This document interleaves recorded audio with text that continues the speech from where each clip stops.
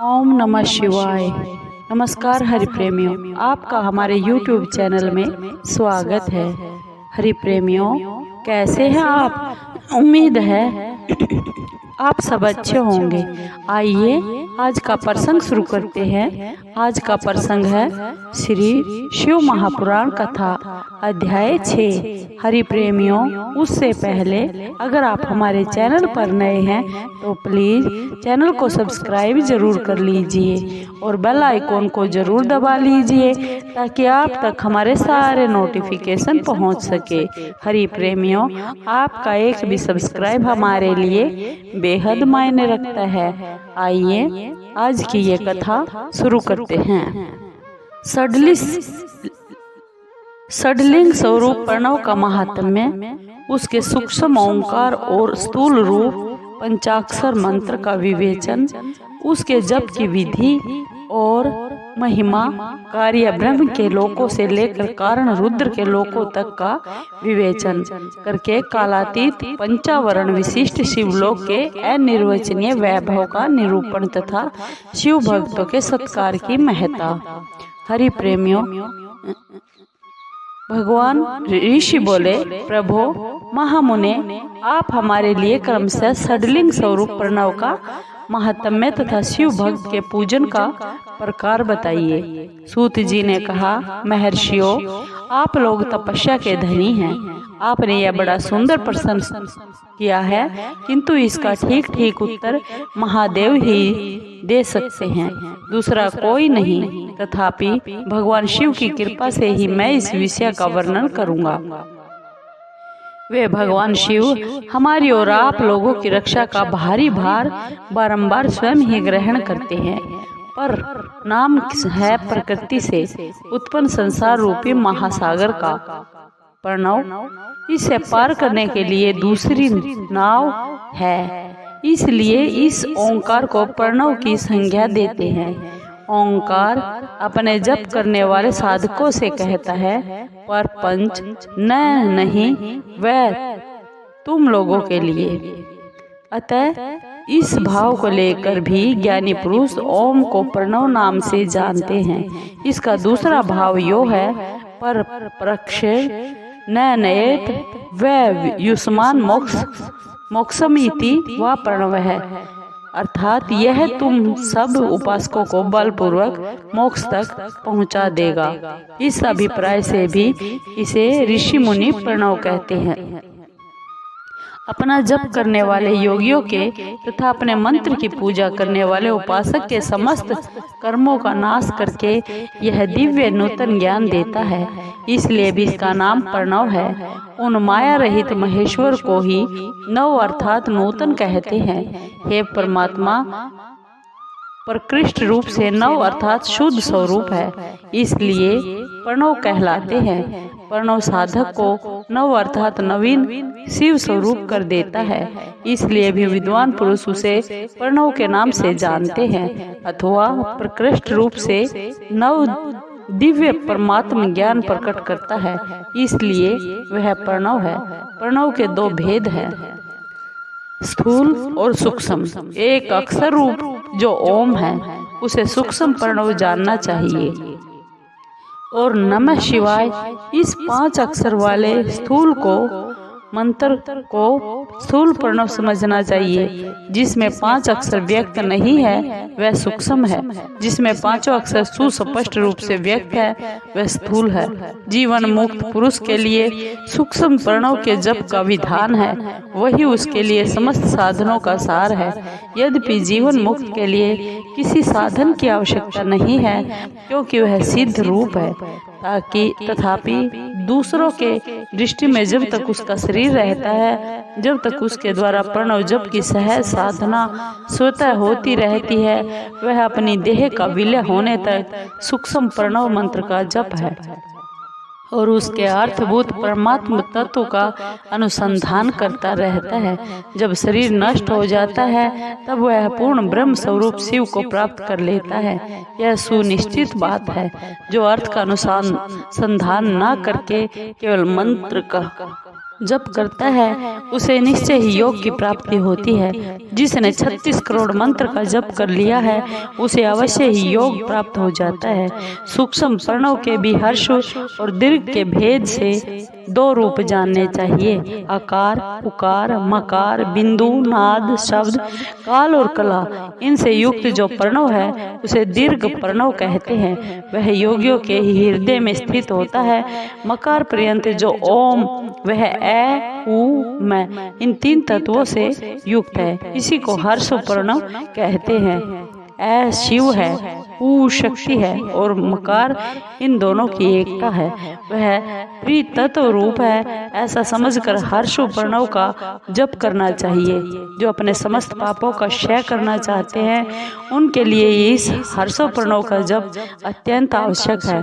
पृथ्वी, जल, तेज, वायु और आकाश ये 5 भूत तथा शब्द, स्वरूप आदि इनके 5 विषय, ये सब मिलकर 10 वस्तुएं मनुष्यों की कामना के विषय है। इनकी आशा मन में लेकर जो कर्मों के अनुष्ठान में संलग्न होते हैं वे 10 प्रकार के पुरुष प्रवृत्त अथवा प्रवृत्ति मार्गी कहलाते हैं। जो निष्काम भाव से शास्त्र विहित कर्मों का अनुष्ठान करते हैं वे निवृत्त कहे गए हैं। प्रवृत्त पुरुषों को हर्ष प्रणव का ही जप करना चाहिए और निवृत्त पुरुषों को दीर्घ प्रणव का। वेद के आदि में और दोनों संध्याओं की उपासना के समय भी ओंकार का उच्चारण जरूर करना चाहिए। प्रणव का 9 करोड़ जप करने से मनुष्य शुद्ध हो जाता है। फिर 9 करोड़ का जप करने से वह पृथ्वी तत्व पर विजय पा लेता है। तत्पश्चात पुनः 9 करोड़ का जप करने पर वह जल तत्व को जीत लेता है। पुनः 9 करोड़ जप से अग्नि तत्व पर विजय पाता है। तदंतर फिर 9 करोड़ का जप करके वह वायु तत्व पर विजयी होता है। फिर 9 करोड़ का जप से आकाश को अपने अधिकार में कर लेता है। इसी प्रकार 9 करोड़ का जप करके वह क्रमशः गंध, रस, रूप, स्पर्श और शब्द पर विजय पा लेता है। इसके बाद फिर 9 करोड़ का जप करके अहंकार को भी जीत लेता है। इस तरह 108 करोड़ प्रणव का जप करके उत्कृष्ट बोध को प्राप्त हुआ पुरुष शुद्ध योग का लाभ करता है। शुद्ध योग से युक्त होने पर वह जीवन मुक्त हो जाता है, इसमें कोई संशय नहीं है। सदा प्रणव का जप और प्रणव रूपी शिव का ध्यान करते करते समाधि में स्थित हुआ महायोगी पुरुष साक्षात शिव ही है, इसमें कोई संशय नहीं है। पहले अपने शरीर में प्रणव के ऋषि, छंद और देवता आदि का न्यास करके फिर जप आरंभ करना चाहिए। अकार आदि मात्रिका विवरणों से युक्त प्रणव का अपने अंगों में न्यास करके मनुष्य ऋषि हो जाता है। मंत्रों के 10 विध संस्कार मात्रिका न्यास तथा षड धवसोधन आदि के साथ संपूर्ण न्यास फल उसे प्राप्त हो जाता है। प्रवृत्ति तथा प्रवृत्ति निवृत्ति से मिश्रित भाव वाले पुरुषों के लिए स्थूल प्रणव का जप ही अभीष्ट साधक होता है। क्रिया, तप और जप के योग से शिव योगी 3 प्रकार के होते हैं, जो क्रमशः क्रिया योगी, तपोयोगी और जप योगी कहलाते हैं। जो धन आदि वैभवों से पूजा सामग्री का संचय करके हाथ आदि अंगों से नमस्कार आदि क्रिया करते हुए इष्ट देव की पूजा में लगा रहता है, वह क्रिया योगी कहलाता है। पूजा में संलग्न रहकर जो परिमित भोजन करता है, बाह्य इंद्रियों को जीत कर वश में किए रहता है और मन को भी वश में करके परद्रोह आदि से दूर रहता है, वह तपोयोगी कहलाता है। इन सभी सद्गुणों से युक्त होकर जो सदा शुद्ध भाव से रहता तथा समस्त काम आदि दोषों से रहित हो, शांत चित्त से निरंतर जप किया करता है, उसे महात्मा पुरुष जप योगी मानते हैं। जो मनुष्य 16 प्रकार के उपचारों से शिव योगी महात्माओं की पूजा करता है, वह शुद्ध होकर सालोक्य आदि के कर्म से उत्तरोत्तर उत्कृष्ट मुक्ति को प्राप्त कर लेता है। द्विजो, अब मैं जप योग का वर्णन करता हूँ, तुम सब लोग ध्यान देकर सुनो। तपस्या करने वालों के लिए जप का उपदेश किया गया है। क्योंकि वह जप करते करते अपने आप को सर्वथा शुद्ध कर लेता है। ब्राह्मणों, पहले नमः पद हो, उसके बाद चतुर्थी विभक्ति में शिव शब्द हो तो पंच तत्वात्मक नमः शिवाय मंत्र होता है। इसे शिव पंचाक्षर कहते हैं। यह स्थूल प्रणव रूप है। इस पंचाक्षर जप से ही मनुष्य संपूर्ण सिद्धियों को प्राप्त कर लेता है। पंचाक्षर मंत्र के आदि में ओंकार लगाकर ही सदा उसका जप करना चाहिए। द्विजो, गुरु के मुख से पंचाक्षर मंत्र का उपदेश पाकर जहाँ सुख पूर्वक निवास किया जा सके, ऐसी उत्तम भूमि पर महीने के पूर्व पक्ष शुक्ल में प्रतिपदा से आरंभ करके कृष्ण पक्ष की चतुर्दशी तक निरंतर जप करते रहना चाहिए। माघ और भादों के महीने अपना विशिष्ट महत्व रखते हैं। यह समय सब समयों से उत्तम माना गया है। साधक को चाहिए कि वह प्रतिदिन एक बार परिमित भोजन करे, मौन रहे, इंद्रियों को वश में रखे, अपने स्वामी और माता पिता की नित्य सेवा करे। इस नियम से रहकर जप करने वाला पुरुष 1 सहस्त्र जप से ही शुद्ध हो जाता है, अन्यथा वह ऋणी होता है। भगवान शिव का निरंतर चिंतन करते हुए पंचाक्षर मंत्र का 5 लाख जप करे। जप काल में इस प्रकार ध्यान करे, कल्याणदाता भगवान शिव कमल के आसन पर विराजमान, उनका मस्तक पर श्री गंगा जी और चंद्रमा के कला से सुशोभित है। उनकी बाई जांग पर आदि शक्ति भगवती उमा बैठी है। वहाँ खड़े हुए बड़े बड़े गण भगवान शिव की शोभा बढ़ा रहे हैं। महादेव जी अपने 4 हाथों में मृग मुद्रा, टंक तथा वर एवं अभय की मुद्राएं धारण किए हुए हैं। इस प्रकार सदा सब पर अनुग्रह करने वाले भगवान सदाशिव का बारंबार स्मरण करते हुए हृदय अथवा सूर्य मंडल में पहले उनकी मानसिक पूजा करके फिर पूर्वाभिमुख हो पूर्वोक्त पंचाक्षरी विद्या का जप करे। उन दिनों साधक सदा शुद्ध कर्म ही करे, दुष्कर्म से बचा रहे। जप की समाप्ति के दिन कृष्ण पक्ष की चतुर्दशी को प्रातःकाल नित्य कर्म करके शुद्ध और सुंदर स्थान में सोच संतोष आदि नियमों से युक्त हो शुद्ध हृदय से पंचाक्षर मंत्र का 12 सहस्त्र जप करे। तत्पश्चात 5 सपत्नीक ब्राह्मणों को जो श्रेष्ठ एवं शिव भगत हो वर्ण करे। इनके अतिरिक्त एक श्रेष्ठ आचार्य परवर का भी वर्ण करे और उसे सांब सदाशिव का स्वरूप समझे। ईशान, तत्पुरुषा, घोर, वामदेव और सद्योजात, इन 5 का प्रतीक स्वरूप 5 ही श्रेष्ठ और शिव भक्त ब्राह्मणों का वर्ण करने के बाद पूजन सामग्री को एकत्र कर भगवान शिव का पूजन आरंभ करे। विधि पूर्वक शिव की पूजा संपन्न करके होम आरंभ करे। अपने गुह्य सूत्र के अनुसार सुखांत कर्म करके अर्थात परिसमोहन, उपलेपन, उल्लेखन, मृदुद्वर और अभ्युक्षण, इन 5 भू संस्कारों के बाद वेदी पर स्वाभिमुख अग्नि को स्थापित करके कुशकंडिका के अनंतर प्रज्वलित अग्नि में आज्य भागांत आहुति देकर प्रस्तुत होम का कार्य आरंभ करे। कपिला गाय के घी से 11, 101 अथवा 1001 आहुतियां स्वयं ही दे, अथवा विद्वान पुरुष शिव भक्त ब्राह्मणों से 108 आहुतियां दिलवाए। होम कर्म समाप्त होने पर गुरु को दक्षिणा के रूप में एक गाय और बैल देना चाहिए। ईशान आदि के प्रतीक रूप जिन 5 ब्राह्मणों का वर्णन किया गया है उनको ईशान आदि का स्वरूप ही समझे और आचार्य को सांब सदाशिव का स्वरूप माने। इसी भावना के साथ उन सब के चरण धोए और उनके चरणोदक से अपने मस्तक को सींचे। ऐसा करने से वह साधक अनगणित तीर्थों में तत्काल स्नान करने का फल प्राप्त कर लेता है। उन ब्राह्मणों को भक्ति पूर्वक दशांश अन्न देना चाहिए। गुरु पत्नी को पराशक्ति मानकर उनका भी पूजन करे।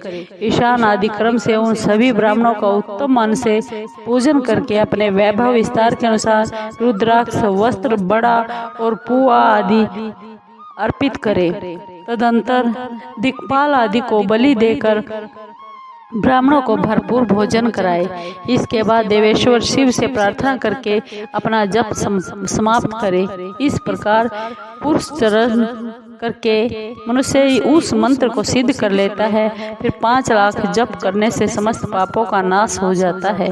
तदंतर पुनः 5 लाख जप करने पर अतल से लेकर सत्यलोक तक 14 भुवनों पर क्रमशः अधिकार प्राप्त हो जाता है।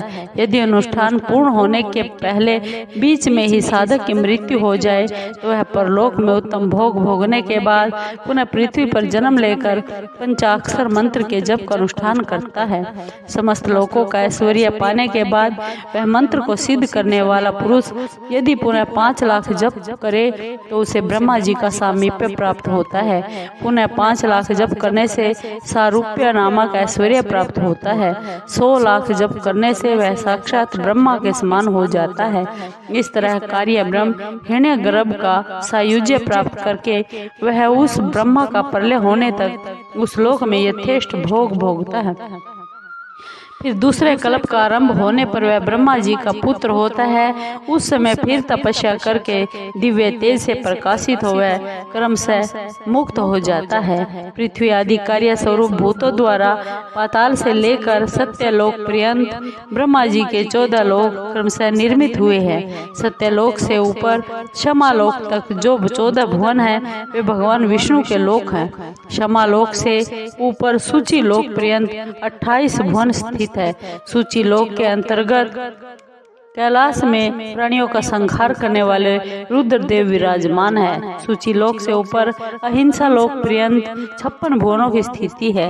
अहिंसा लोक का आश्रय लेकर जो ज्ञान कैलाश नामक नगर शोभा पाता है उसमें कार्यभूत महेश्वर सबको अदृश्य करके रहते हैं। अहिंसा लोक के अंत में कालचक्र की स्थिति है। यहाँ तक महेश्वर के विराट स्वरूप का वर्णन किया गया है। वहीं तक लोकों का तिरोधान अथवा लय होता है। उसे नीचे कर्मों का भोग है और उससे ऊपर ज्ञान का भोग। उसके नीचे कर्म माया है और उसके ऊपर ज्ञान माया। अब मैं कर्म माया और ज्ञान माया का तात्पर्य बता रहा हूँ। माँ का अर्थ है लक्ष्मी। उससे कर्म भोग यात प्राप्त होता है, इसलिए वह माया अथवा कर्म माया कहलाती है। इसी तरह माँ अर्थात लक्ष्मी से ज्ञान भोग यात अर्थात प्राप्त होता है, इसलिए उसे माया या ज्ञान माया कहा जाता है। उपर्युक्त सीमा से नीचे नश्वर भोग है और ऊपर नित्य भोग। उससे नीचे की ही तिरोधान अथवा लय है, ऊपर नहीं। वहाँ से नीचे ही कर्म में पासों द्वारा बंधन होता है, ऊपर बंधन का सदा अभाव है। उससे नीचे ही जीव सकाम कर्मों का अनुसरण करते हुए विभिन्न लोकों और योनियों में चक्कर काटते हैं। उससे ऊपर के लोकों में निष्काम कर्म का भोग बताया गया है। बिंदु पूजा में तत्पर रहने वाले उपासक वहाँ से नीचे के लोकों में ही घूमते हैं। उसके ऊपर तो निष्काम भाव से शिवलिंग की पूजा करने वाले उपासक ही जाते हैं। जो एकमात्र शिव की ही उपासना में तत्पर है वे उससे ऊपर के लोकों में जाते हैं। वहाँ से नीचे जीव कोटि है और ऊपर ईश्वर कोटि है। नीचे संसारी जीव रहते हैं और ऊपर मुक्त पुरुष। नीचे कर्म लोक है और ऊपर ज्ञान लोक। ऊपर मद और अहंकार का नाश करने वाली नम्रता है। वहाँ जन्म जनित तिरोधान नहीं है। उसका निवारण किए बिना वहाँ किसी का प्रवेश संभव नहीं है।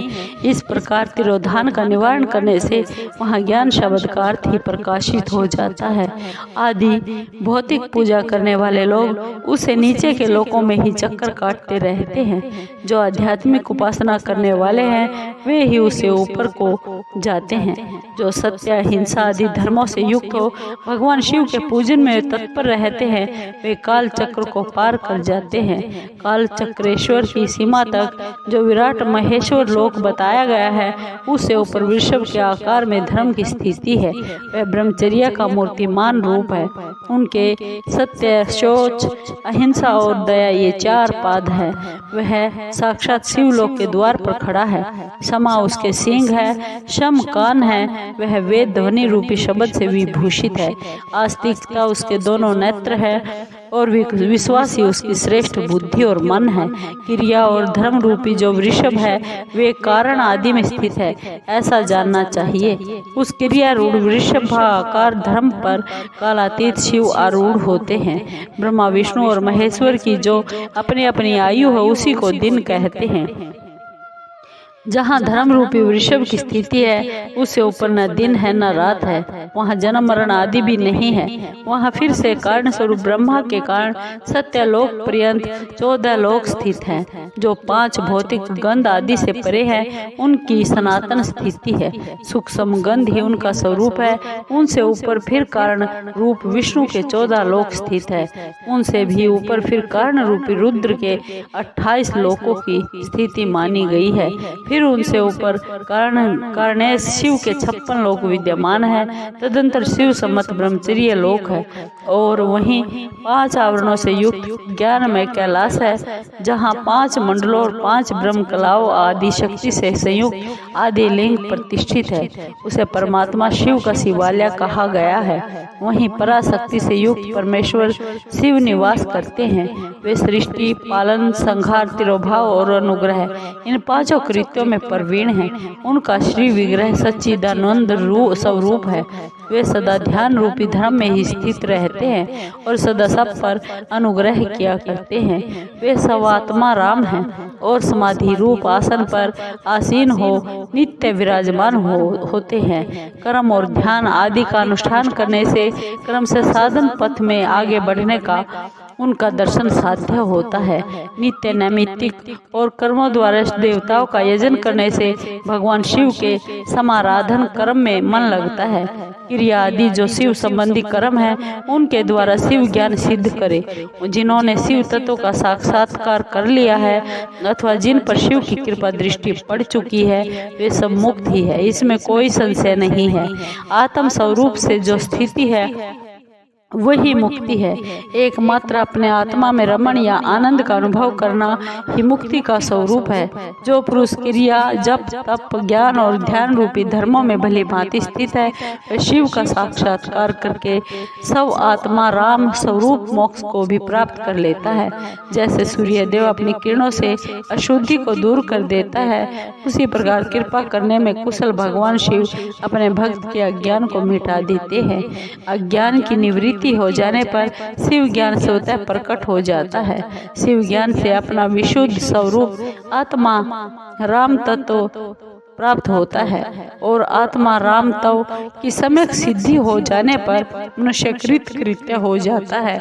इस तरह यहाँ जो कुछ बताया गया है वह पहले मुझे गुरु परंपरा से प्राप्त हुआ था। तत्पश्चात मैंने पुनः नंदीश्वर के मुख से इस विषय को सुना था। नंदी स्थान से परे जो स्वयं वेद शिव वैभव है उसका अनुभव केवल भगवान शिव को ही है। साक्षात शिवलोक के उस वैभव का ज्ञान सबको शिव की कृपा से ही हो सकता है, अन्यथा नहीं।